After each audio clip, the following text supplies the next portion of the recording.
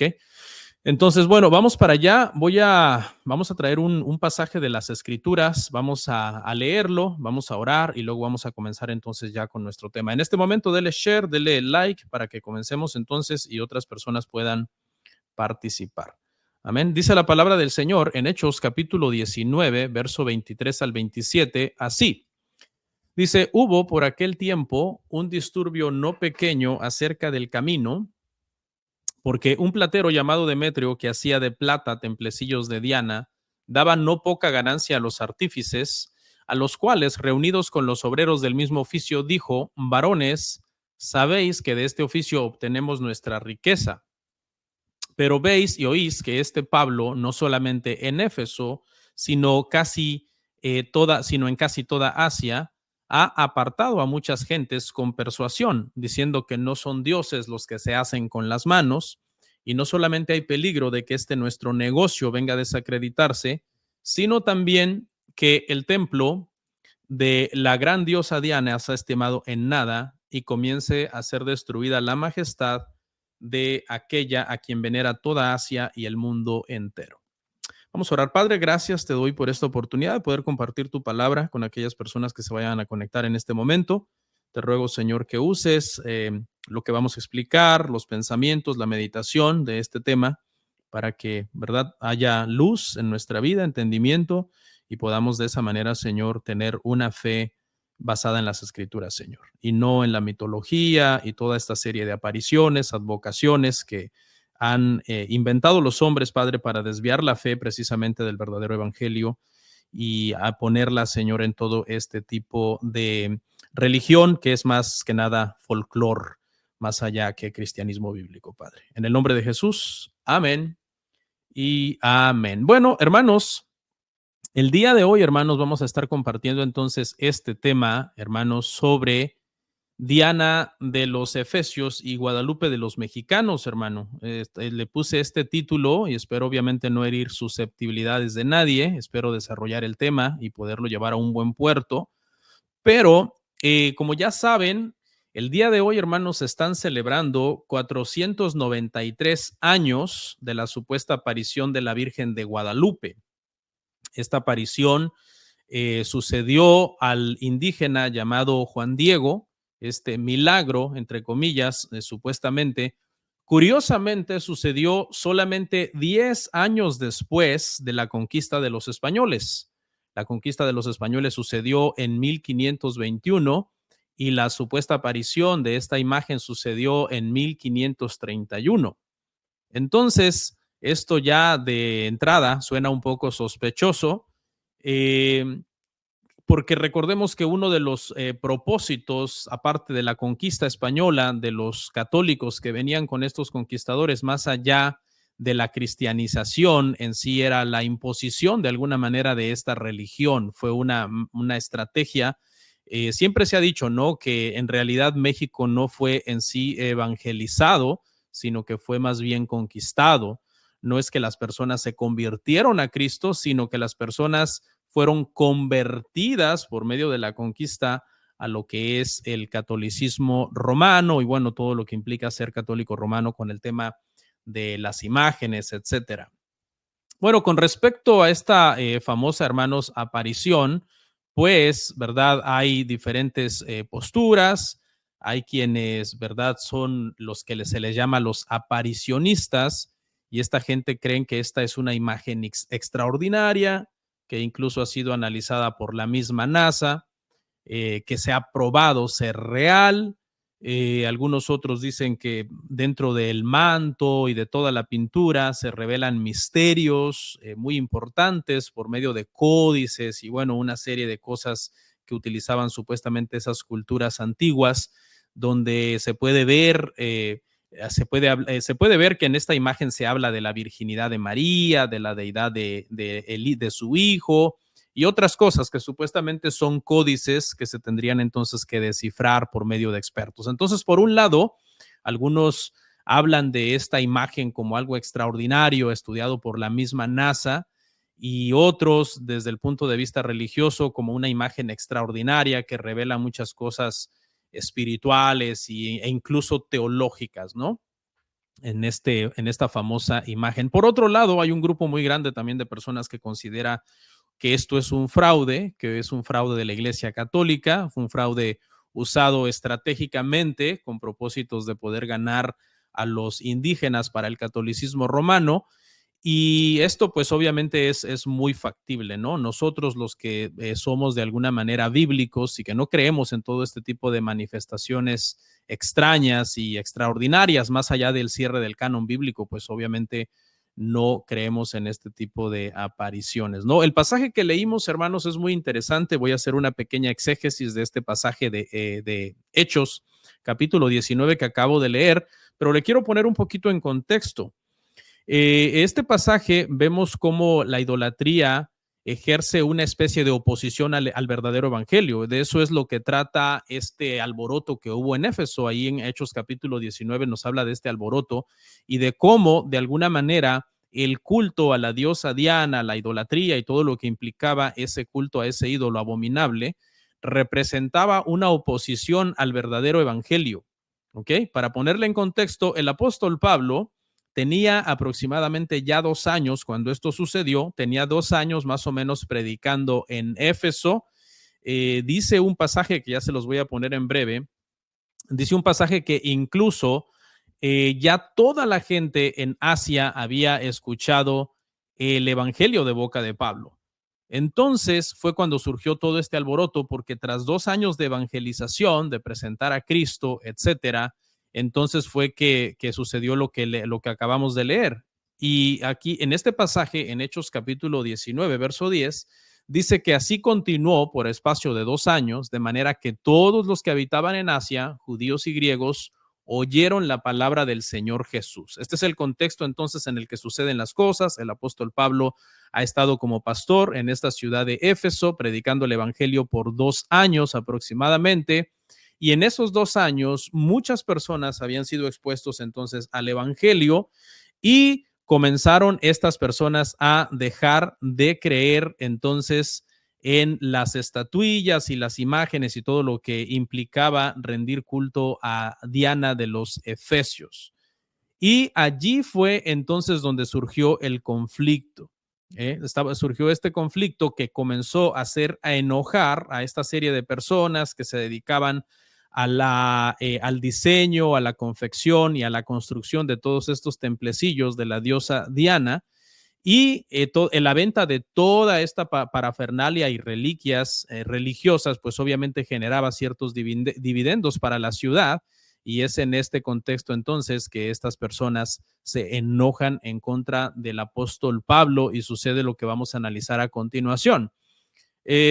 Pues no es muy difícil ver el paralelo, ¿no? Entre estas personas en Éfeso y los guadalupanos el día de hoy. Y de hecho, al final voy a dar 7 paralelos entre lo que es o lo que fue en Hechos 19 el culto a Diana, la diosa de los Efesios, y el culto a Guadalupe y bueno, a muchas otras advocaciones o apariciones marianas supuestamente que han habido alrededor del mundo, porque recordemos que Guadalupe es solamente una de las apariciones supuestamente de María, una de muchas de sus apariciones alrededor del mundo. Podríamos hablar, por ejemplo, de la aparición de Lourdes en Francia, de la aparición de Fátima en Portugal, la Virgen del Pilar en España y bueno, otras en Colombia, en República Dominicana, en Honduras, etcétera. En casi todos los países se aparece entonces María por medio de una manifestación, una advocación, y ya se vuelve prácticamente la señora y patrona de esa nación debido entonces a esa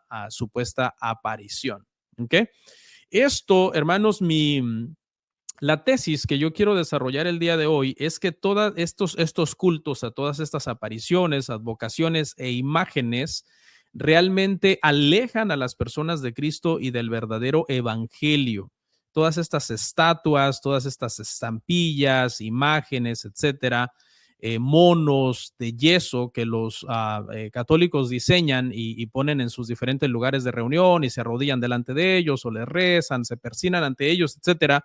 La tesis que yo quiero desarrollar el día de hoy es que alejan a las personas de Dios, de Cristo y del verdadero evangelio. Obviamente ellos dicen que solamente tienen el propósito de aumentar la devoción de las personas, que de alguna manera esto se utiliza a manera de ilustraciones y de enseñanzas para que la gente aumente su devoción. Es decir, por medio de esto la gente se haga de alguna manera como más cristiana. Pero realmente eso no pasa. Eso no pasa, ¿no? Eso no sucede. La ICAR, la Iglesia Católica Apostólica Romana, te dice, estas imágenes solamente es para aumentar la devoción. El cuadro que quieren pintar es esto, es que un católico va, ve las imágenes y dice, wow, definitivamente he sido tocado por todas estas representaciones, voy a dejar de tomar, voy a ser un buen cristiano, voy a ir a mi casa, me voy a poner me voy a poner a leer la Biblia, voy a orar, voy a ser un buen padre, a tratar bien a mi esposa, a mis hijos, etcétera. Supuestamente ese es el efecto que se busca por medio de poner imágenes, aumentar la devoción. Mi tesis es que realmente apartan a las personas de la verdadera devoción al Dios de las Escrituras, porque seamos sinceros, si tú le preguntas al 90% de los católicos guadalupanos, realmente no conocen la Escritura, es más, ni conocen su fe católica, ¿no? Muchos de ellos solamente son profesantes, pero realmente no son practicantes. Si tú les dices que te expliquen, por ejemplo, la transubstanciación, no van a saber. Si tú dices si tú les pides que te expliquen, por ejemplo, la unión hipostática de Cristo o la Trinidad, cómo es el misterio de la Trinidad, no te lo van a poder explicar. Son más que nada, se practica en México, en mi país, yo soy mexicano, lo que se practica más que nada es un catolicismo folclórico, es una mezcla de cristianismo, entre comillas, con tradiciones y costumbres autóctonas de todos los aztecas y los mayas y de todas las culturas antiguas que vivían en México antes de que llegaran los españoles. Obviamente la ICAR, la Iglesia Católica Romana, dirá que no adora imágenes. En el papel ellos dicen que no lo hacen, pero en la práctica sabemos que eso sí sucede, ¿no? En la práctica sabemos que hay una serie de manifestaciones idolátricas como arrodillarse, sangrarse las rodillas en la explanada de la basílica, hacer largas peregrinaciones de un estado a otro, cargando estatuas en su espalda, que por cierto son muy pesadas. Y bueno, todo esto implica una manera como de sacrificio supuestamente y de devoción, pero que realmente raya en lo que es la idolatría, ¿no? Entonces, esa va a ser mi tesis el día de hoy, tratar de demostrar, aparte de los 7 paralelos que vamos a ver al final, entre Diana de los Efesios, este ídolo abominable en Éfeso, y la Virgen de Guadalupe de los católicos en el mundo, pero específicamente de los mexicanos, ¿no? Por ser una aparición mexicana de la Virgen Morena, con rasgos indígenas, etcétera. Y obviamente tenía que ser así para poder atraer entonces a toda los indígenas, ¿no? Y convertirlos al catolicismo romano, forzarlos a bautizarse y a profesar entonces el catolicismo romano y por tanto fidelidad al Papa. Ok, vamos a leer una vez más el pasaje y entonces voy a explicarlo brevemente, hermanos. Ok, dice Hechos capítulo 19, versículo 23 al 27, así. Hubo por aquel tiempo un disturbio no pequeño acerca del camino, porque un platero llamado Demetrio, que hacía de plata templecillos de Diana, daba no poca ganancia a los artífices, a los cuales, reunidos con los obreros del mismo oficio, dijo: varones, sabéis de que este oficio obtenemos nuestra riqueza. Pero veis y oís que este Pablo, no solamente en Éfeso, sino en casi toda Asia, ha apartado a muchas gentes con persuasión, diciendo que no son dioses los que se hacen con las manos, y no solamente hay peligro de que nuestro negocio venga a desacreditarse, sino también que el templo de la gran diosa Diana sea estimado en nada y comience a ser destruida la majestad de aquella a quien venera toda Asia y el mundo entero. Vamos a analizar entonces brevemente este pasaje. Y lo que vamos a ver, hermanos, en este pasaje número 1 es que surgió entonces un disturbio, y dice que era un disturbio nada pequeño, y lo que vemos ahí en el pasaje es que fue acerca del camino. El camino con C mayúscula, perdón, cuando lo encontramos en los Hechos, por lo general se refiere al Evangelio, se refiere al cristianismo. Es probable que este haya sido uno de los nombres con el cual se comenzó a identificar a los seguidores de Cristo, los del camino. según Juan 14:6, porque Jesús mismo dijo que Él era el camino, ¿no? Cristo es el camino, la verdad y la vida. Nadie va al Padre sino a través de Cristo, ¿no? No se necesita venerar estatuas de yeso, imágenes que salieron de la imaginación de algunos hombres que un día se pusieron a idear una imagen y prepararon yeso, un molde y la hicieron. No, no se trata de eso. El verdadero camino a Dios Padre es el Hijo y punto. Tú puedes ir directamente, entrar directamente ante el trono de la gracia por medio de tu fe en Jesucristo. Eso es así. Pero esto fue lo que generó entonces el disturbio. El disturbio fue porque un platero que se llamaba Demetrio, que se dedicaba, dice, a hacer templecillos de Diana, estos templecillos eran hechos de plata, este negocio dice que daba mucha ganancia a estos artífices. El disturbio contra el evangelio fue porque el cristianismo estaba amenazando el bolsillo de todos estos plateros en Éfeso, de este Demetrio, que era posiblemente el líder de algún sindicato de plateros o de algún grupo de plateros, y el evangelio comenzó a afectarles su bolsillo, porque ellos se dedicaban, vivían precisamente de que la gente supersticiosa comprara todas estas estatuillas y todas estas imágenes. Entonces, cuando en Éfeso varias personas, como vimos ahí en el pasaje que explicamos, de que Pablo tenía 2 años predicando ahí y la gente comenzó a oír el evangelio, comenzaron a convertirse a Cristo, la gente que se convertía a Cristo ya no estaban comprando todas estas imágenes, estatuillas que Demetrio y su séquito de amigos elaboraban. Entonces, obviamente, eso les llegó a lo más sensible que tenían. Y lo más sensible que tenían en ese momento era su bolsillo. Eran de corazón duro al evangelio, habían cerrado su corazón al evangelio que Pablo les había predicado, pero eran de bolsillo sensible.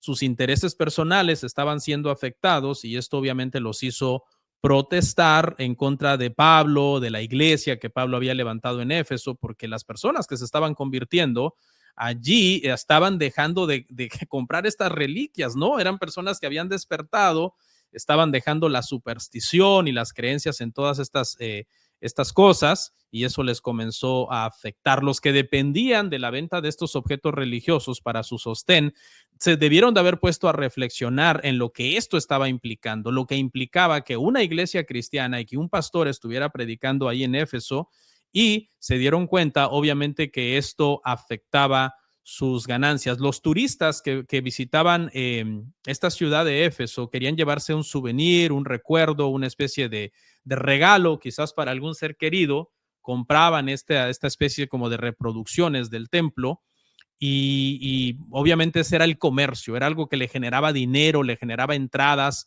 a Éfeso. Éfeso estaba considerado, de hecho, en aquel entonces una especie de ciudad santuario. Muchos criminales que venían de otras partes eran recibidos en Éfeso y protegidos de alguna manera, ¿no? Entonces, era una ciudad que dependía muchísimo del tráfico de personas, del peregrinaje de personas y de la venta de todos de todas estas reliquias. Entonces, vea lo que hicieron cuando el evangelio comenzó a avanzar y comenzó a ser un problema en contra de la idolatría hacia Diana. Entonces Demetrio dice que dijo, Pablo está enseñando que no son dioses los que se hacen con las manos. Y a través de la enseñanza que Pablo está dando, ha apartado a mucha gente. Esta es una declaración bien importante. Pablo enseñaba, no son dioses los que se hacen con las manos. O sea, no son dioses, estatuas, imágenes, estampillas, templecillos, todo tipo de reliquia, escapularios, etcétera, no son dioses, no te pueden oír, ¿verdad? Si no son dioses, quiere decir que no tienen en sí persona, no hay persona en sí, ontológicamente no hay ser. No oyen, no ven, no hablan, no tienen manos, mas no tocan, dice el Salmo 115, pies, mas no caminan, o orejas, mas no oyen, ojos, mas no ven, etcétera, ¿ok?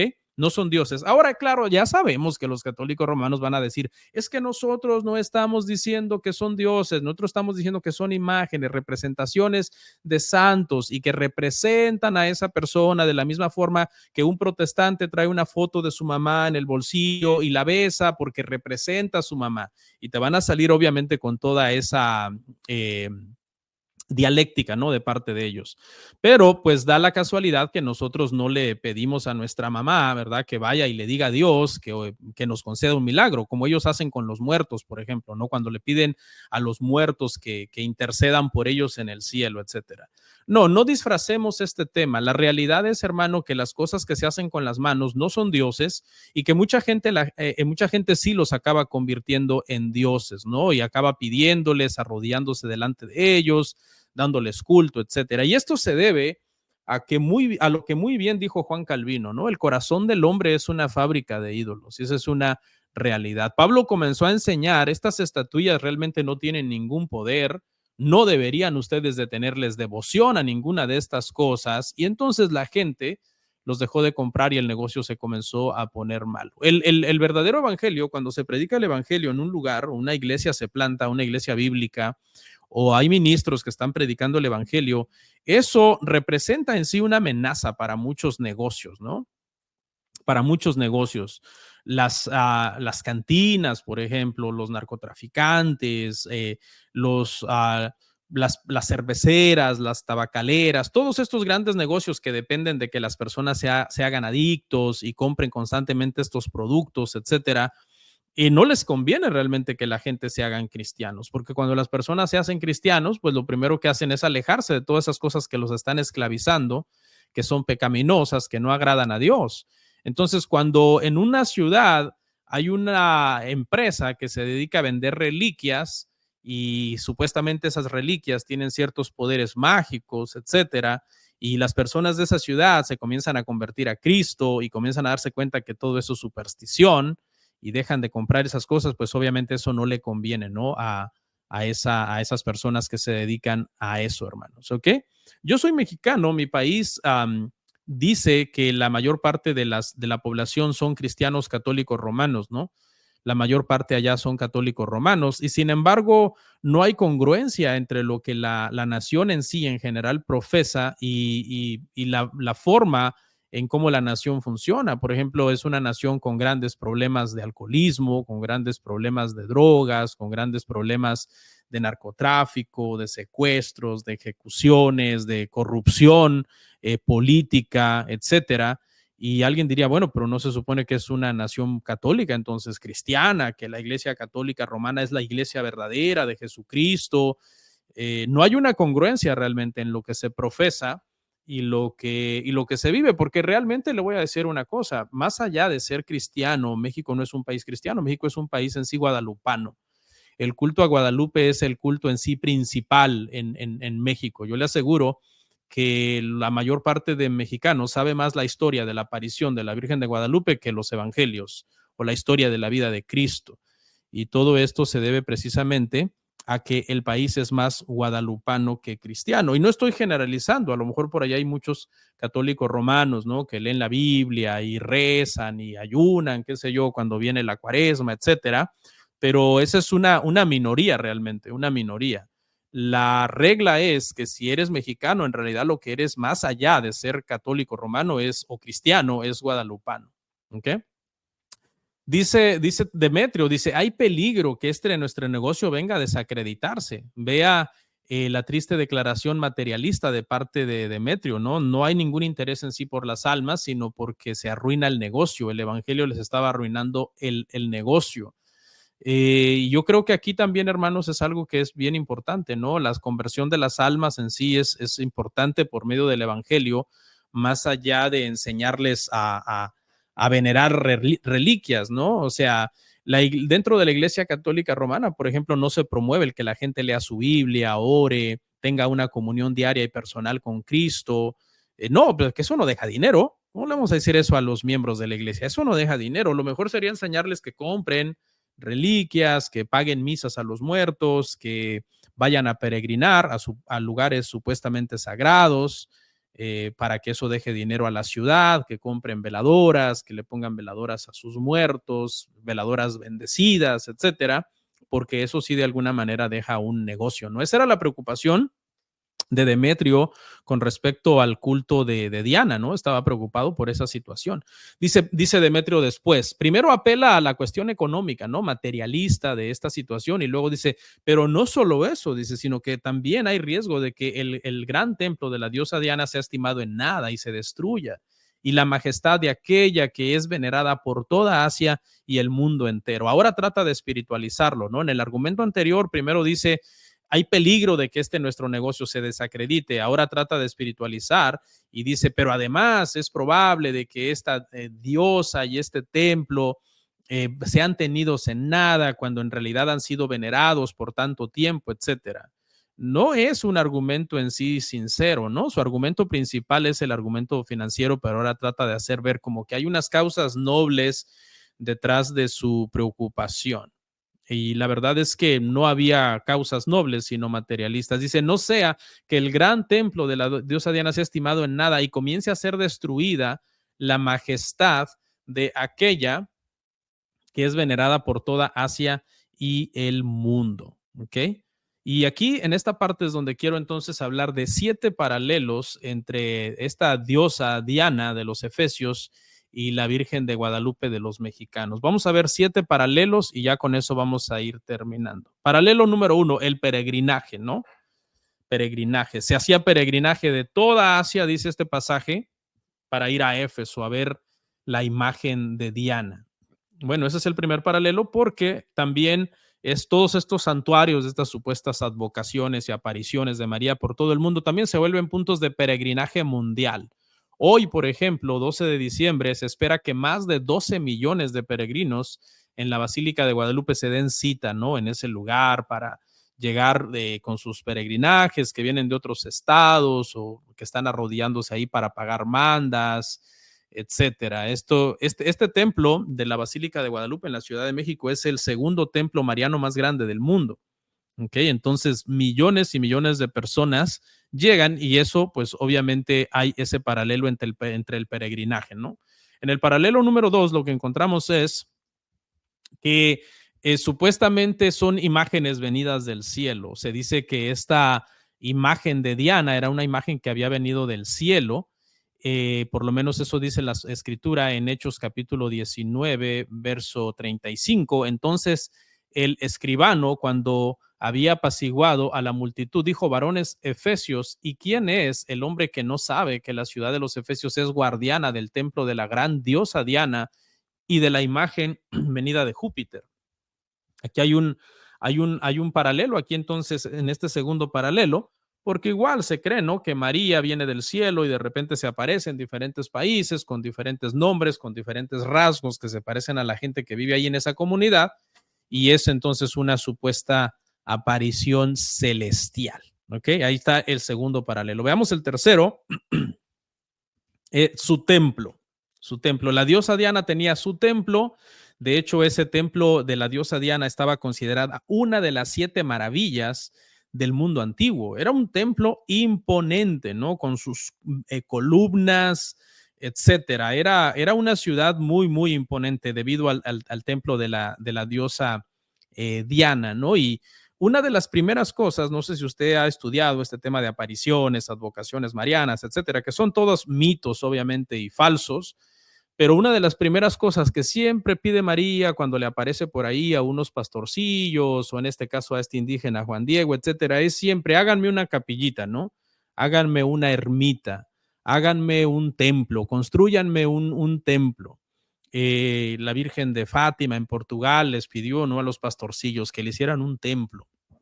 Y la Virgen de Guadalupe también supuestamente pidió, háganme una ermita donde vengan todos a rezar, donde vengan todos a visitarme, ¿no? Entonces, este es otro paralelo entre esa diosa abominable, la diosa Diana, y esta supuesta aparición de María en todas partes del mundo, que siempre pide entonces que se le haga un templo donde ella pueda ser visitada por todos los peregrinos y todos sus fieles. Este es un paralelo también. El paralelo 4 es que todos estos cultos siempre implican entonces imágenes y representaciones, ¿no? Se hacían los templecillos de Diana, sus imágenes, sus representaciones. Igual vas a encontrar este tipo de práctica en todo lugar donde haya habido la aparición de la Virgen María.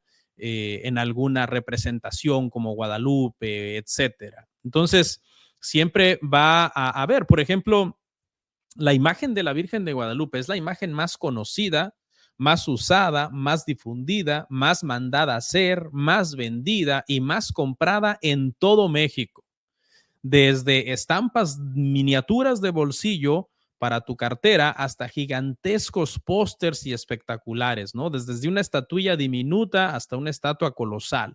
Esta imagen de la Virgen de Guadalupe no solo está en las iglesias, está en las casas, está en los negocios, está en las calles, en las esquinas, transporte público, en el transporte privado. Bueno, la Virgen de Guadalupe la encuentras hasta en las cantinas, los negocios de mala muerte, incluso hasta los lugares donde se hace brujería, ¿no? Esos lugares donde se dedican a la venta de imágenes y estatuas, te venden a la Virgen de Guadalupe y también te venden a la Santa Muerte o a Martín Valverde, que es el santo patrono de los narcotraficantes. No hay diferencia en sí entre todas estas imágenes de yeso, ¿no? Que se venden en todos esos lugares. La Virgen de Guadalupe aparece en tazas, llaveros, medallas, tatuajes, en las ropas, en las gorras. Muchos las tallan en las cachas de su pistola con las cuales matan a otras personas, ¿no? En la fachada, en los carros, en fin, bautizan a los mexicanos, seas hombre o seas mujer, no te salvas, ¿no? Si eres mujer, pues te ponen Guadalupe, pero si eres hombre tampoco te salvan, tampoco te salvas, también te ponen Guadalupe, incluso si eres hombre. Esta es una práctica tremenda con este culto guadalupano en México. Paralelo número 5. Diana era una diosa de la fertilidad. Este ídolo abominable era una estatua de color negro llena de senos por todos lados y todos esos senos representaban supuestamente entonces la fertilidad de Diana. ¿Ok? Y eso tiene que ver también porque siempre María en sus famosas advocaciones o apariciones se presenta así, ¿no? Como madre, como fértil, ¿no? Entonces aquí hay un paralelo también de fertilidad entre Diana y Guadalupe o María y sus diferentes apariciones en diferentes lugares del mundo. Un sexto paralelo es que entre Diana y Guadalupe es que tienen sus devotos fieles, ¿no? Que pueden llegar al fanatismo. E incluso en Éfeso estaban dispuestos a matar a Pablo y a sus ayudantes por su amor y devoción a este ídolo de Diana, ¿no? Igual, muchos guadalupanos, aunque nunca hayan leído la Biblia en su vida, pero si les ofendes a Guadalupe son capaces de golpearte, ¿no? Porque para ellos es su madrecita. Mire cómo reaccionaron los fieles fanáticos de Diana en Éfeso, en Hechos 19, 28 al 29. Cuando oyeron estas cosas se llenaron de ira y gritaron diciendo, grande es Diana de los Efesios. Y la ciudad se llenó de confusión y a una se lanzaron al teatro arrebatando a Gallo y Aristarco, macedonios, compañeros de Pablo. Prácticamente los querían matar. ¿Ok? Créeme, en su momento yo conocí mexicanos, guadalupanos, que tú puedes decir lo que sea de Dios, puedes maldecir a Dios, a Cristo, la Biblia, etcétera, les es indiferente, pero si te metes con su madrecita, con la Virgen de Guadalupe, ahí sí son capaces hasta de agredirte. Entonces, no hay en sí una fidelidad a Dios, ¿no? Es más una lealtad a una imagen. Esa es la realidad. Por ejemplo, el día de hoy, mire las noticias más tarde, va a haber un saldo rojo en varios lugares, ¿no? En varios lugares en México, peregrinajes, personas tomadas que atropellan a otros en estado de ebriedad, los peregrinajes, procesiones, fiestas de cumpleaños, casi siempre terminan en lo mismo, ¿no? El día de hoy, millones de católicos guadalupanos realmente usan el día para emborracharse, pelearse a golpes más tarde, provocar accidentes manejando en estado de ebriedad, muertos, etcétera. Casi siempre el saldo es rojo, ¿no? No es un día de meditación en donde los mexicanos digan, wow, se apareció la Virgen, el día de hoy deberíamos de meditar en lo bueno que ha sido Dios con nosotros, en vivir una vida piadosa que agrade a Dios, en amar al prójimo, en ser mejores padres, mejores vecinos, amar a Dios, amar su palabra, leer la Biblia, orar. No es nada de eso es generado por este supuesto culto guadalupano, que supuestamente la práctica de todas estas imágenes aumenta la devoción. Todo eso realmente es falso, hermano. Es puro folclore mexicano, ¿no? Esa es una realidad y se lo digo como mexicano y ex guadalupano que fui en su momento.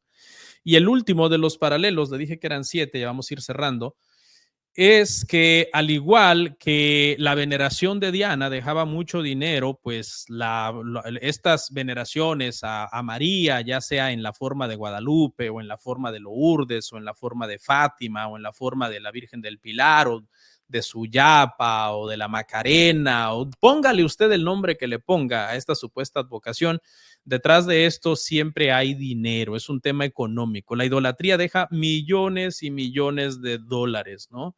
A todos los que la practican les cuesta, ¿no? Tienen que pagar misas, comprar veladoras, pagar mandas, comprar reliquias, etcétera. Todo lo que implica la idolatría va a dejar mucho dinero, ¿no?